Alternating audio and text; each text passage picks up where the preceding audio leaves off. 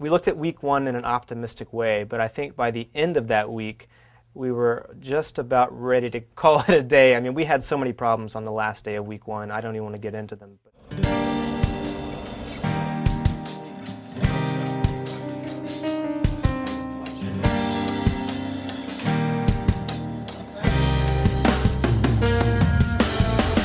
So much to talk about.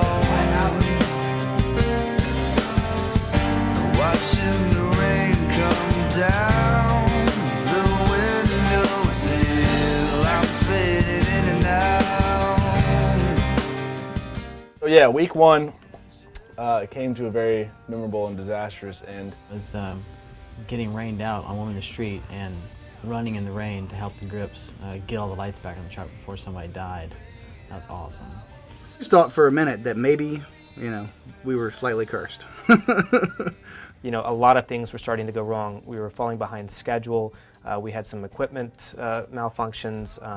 We had really bad weather. A lot of these exterior shoots in the first week of January really slowed us down. And it was a tiring process. I didn't know if we should just shut down for a few days and rethink everything. Week one definitely proved what we'd already really known, that this shoot was going to be tough. It was just good to have the first week under our belt. Thankfully, with the help of my team, we really pulled through. We put our heads together and got back up on the horse, and really didn't look back after week one.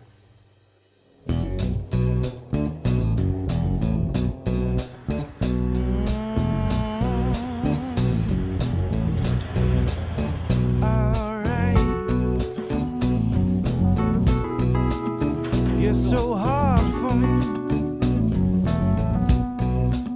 I gotta talk about it so you understand me out. I never wanted to shoot the film in the winter. I always felt that fall was a more appropriate season, just dealing with some of the themes of the film. But okay, let's go with it. Winter, why not? The same kind of deep breath that you take right before you jump out of an airplane and say, hey, just go with it. It would be like, okay, ready and action. And you just had to pretend that you didn't want to crawl inside a fireplace and light everything up. It was so cold. Just sort of seems strange that the filmmaking powers that be decided that since we had such a great idea and such a good team, that they would make it the coldest winter in 40 years. We definitely suffered pretty heavily. Once all the pieces finally started falling into place, that we could either just go ahead and shoot in the winter or wait more months. And it was like, we'd already waited so long for this opportunity. So we're like, all right, we set a date. It was January 5th, and sure enough, we stuck to it. I'm really glad we did in the big picture. I have absolutely no regrets, but wow, we were pretty regret-filled though during the actual shoot, but it paid off. Time for the big lights. The movie mania is once again sweeping Memphis. Cameras are rolling all over Midtown and downtown, and if you're lucky, you can be part of the action. Our Raylan Hartley takes us behind the scenes of Daylight Fades in the Buzz. Old School Pictures is made up of a handful of Memphians. They met when they were teens and have been making movies ever since. Their latest adventure, a vampire drama set in their hometown.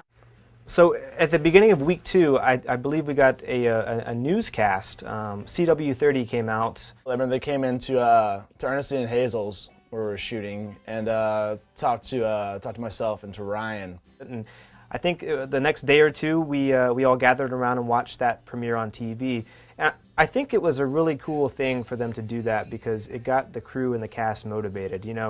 Here we were, we'd survived this hellish week one, and all of a sudden, seeing some of this being played back on TV, it really kind of reinvigorated everybody. It was just the right amount of energy boost that we needed.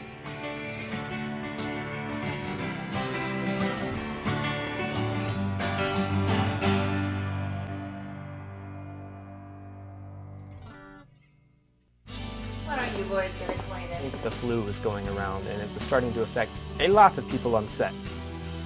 I just remember